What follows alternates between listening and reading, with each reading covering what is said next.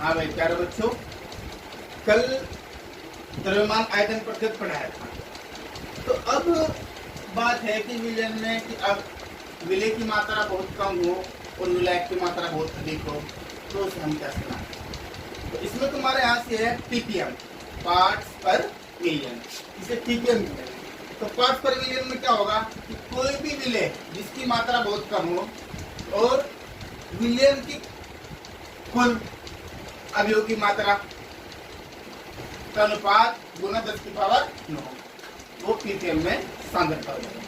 तो ppm में सांद्रता कैसे निकाल लेंगे? ppm फुल फॉर्म होगी पार्ट्स पर मिलियन इक्वल टू विलय के घटक बटे विलयन के कुल घटकों की संख्या गुना 10 की पावर 6। ये तुम्हारे पास मिलियन में होगी। और यदि बिलियन की बात करें ppb वो भी ऐसे ही होगा, विलय के कुल विलय के घटक, सिंपल घटक भी लिख सकते हैं, घटक अपॉन बिलियन के कुल घटकों की संख्या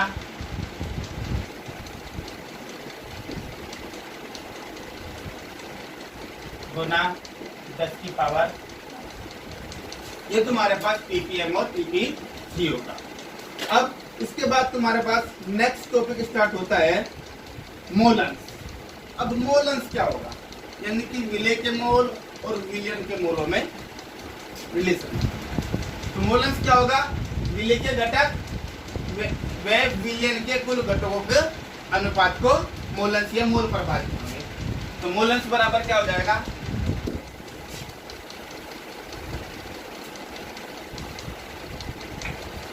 मोलन्स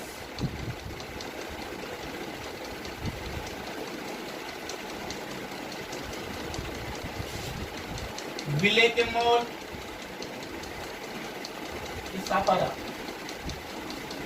विलय के मोल बटे विलयन के मोल। और यदि तुम्हारे पास तुम जानते हो कि विलय प्लस विलायक इक्वल टू विलयन, तो हम क्या कर सकते हैं कि विलय के मोल प्लस विलायक के मोल इक्वल टू टोटल विलयन के मोल। यदि विलय के मोल Na हो, ये Nb हो, तो क्या हो जाएगा तुम्हारे पास विलयन के मोल, विलयन के कुल मोल। तो मोलन्स क्या होगा, विलय का मोलन्स, इसे XA से डिनोट करेंगे। XA बराबर कितना हो जाएगा, Na upon Na plus Nb। इसी प्रकार विलायक के मोल का मोलन्स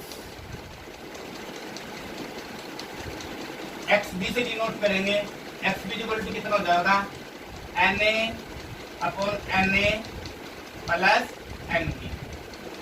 ये समीकरण 1 है और ये समीकरण 2।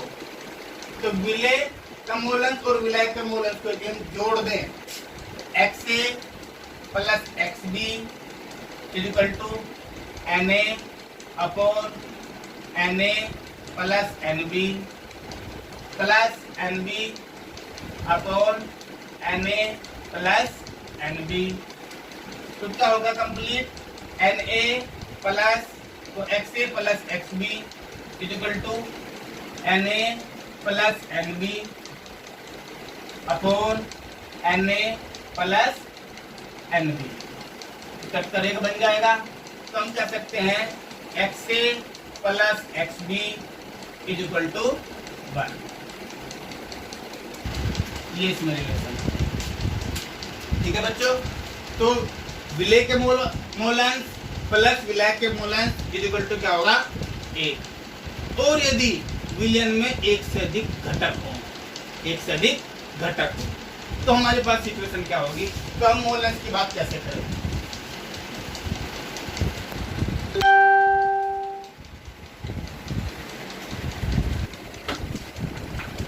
कोई भी एक विलय ले लेंगे,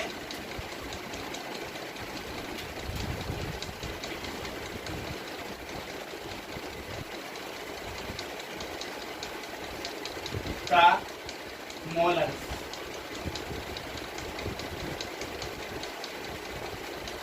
कैसे डिनोट करेंगे। विलय के मोल, विलय के मोल बटे विलयन के मोल।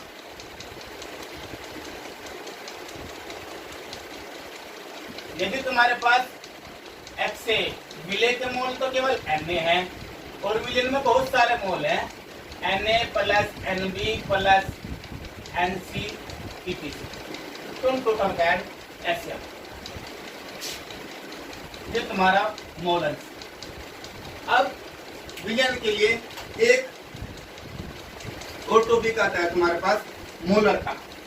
मोलरता क्या होती है भाई, मैं बता रहा हूँ, डेफिनेशन तो नोट कर सको तो कर लेना, नहीं तो बुक से नोट कर सकते हो। 1 लीटर विलयन में उपस्थित, 1 लीटर विलयन में उपस्थित विलय पदार्थ के मोलों की संख्या को विलयन की मोलरता है। देखिए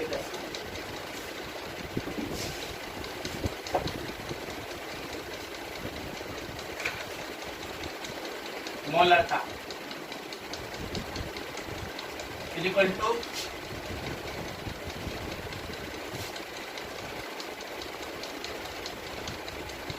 विलय के मोल बटे विलयन का आयतन, आयतन लीटर में। शॉर्ट में इसे कहेंगे विलय के मोल को क्या कह देंगे, W बटे M क्रॉस आयतन V लीटर में, और इसे कैपिटल M से डिनोट करें। तो मोलरिटी का तुम्हारे पास फॉर्मूला क्या बनता है, M is equal to W upon small m molar mass है cross V litre.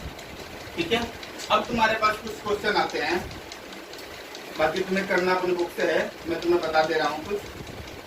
Ethylene glycol के मोल अंश की गणना करो यदि विलयन में C2H6O2 का 20% द्रव्यमान उपस्थित हो।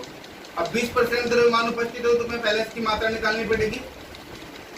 20% द्रव्यमान, एथिलीन ग्लाइकॉल के 20% द्रव्यमान का मतलब क्या है कि कुल विलयन में एथिलीन ग्लाइकॉल 20 ग्राम है और 80 ग्राम उसमें जल। तो मोलेंस कैसे निकाल लेंगे, मोलेंस निकालने के लिए C2H6O2 का अनुभार निकाल लेंगे। अब इसका अनुभार निकालने के लिए कार्बन का मोलिकुलर मास क्या होता है, 24 प्लस 6 16 दूनी 32, यानी कितना होगा 6 4 10 2 12 1 5 और 1 6। इसी प्रकार तुम्हें जल का मोलर मास निकालना पड़ेगा। H2O का अनुभार कितना होगा तुम्हारे पास, 1 गुना 2 प्लस 16 यानी कि 18। तो एथिलीन ग्लाइकॉल के मोलंस, क्योंकि हमें मोलंस निकालने हैं तो पहले मोल निकालने पड़ेंगे। C2H6O2 के मोल, वो क्या होता है तुम्हारे पास W बटे M2। और इसमें कहा है 20% के बाद, यानी कि तुम्हारे पास ये कितना है 20 ग्राम और M की मात्रा है 62। इसी प्रकार H2O के मोल 18 बाई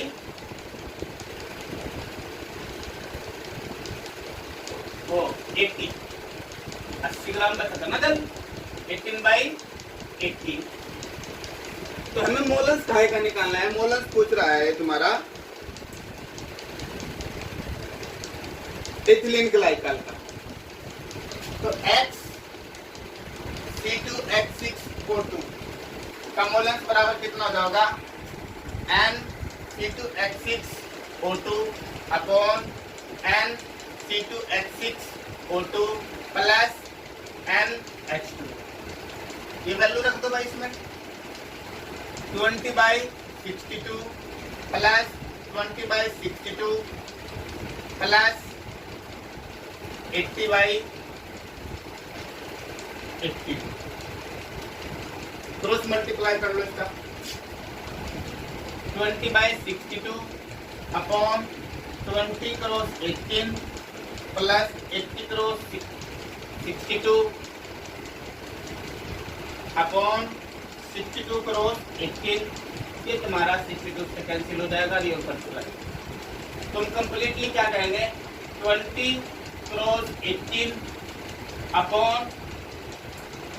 36 360 प्लस इसकी मल्टीप्लाई भी कर लेंगे 0 8 2 16 का 6 का 1 8 6 48 और 1 नहीं ऐड कर दो 8 2 36 360 बटे 0 6 12 का 2 का 1 2 3 12 13 4 1 5। इससे इसको डिवाइड करोगे तो इसका मोलस तुम्हारे पास इसकी संख्या काट का आ जाएगा 0.93। ये तुम्हारे पास एथिलीन ग्लाइकॉल का मोलस। इसी प्रकार तुम्हारे पास मोलरता तो हो गई, मोललता एक होती है मोललता। अब मोललता की बात करें वो विलायक के ऊपर डिपेंड करेगी, विलेन के ऊपर डिपेंड नहीं करेगी। तो मोललता क्या होगी डेफिनेशन में बोल रहा हूं, अगर कोई बच्चा ना समझ सके तो बुक से नोट कर ले। मोललता क्या होगी 1 किलोग्राम विलायक में उपस्थित, सुनो 1 किलोग्राम विलायक में उपस्थित। मोलरता में तो विलेन की बात चल रही थी, यहाँ क्या है 1 किलोग्राम विलायक में उपस्थित विलेय पदार्थ के मोलों की संख्या को विलेन की मोललता कहते हैं। कैसे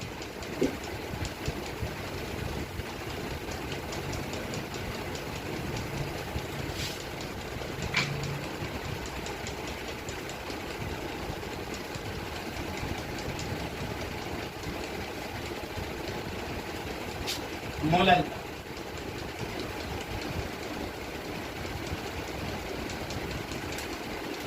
विलेय के मोल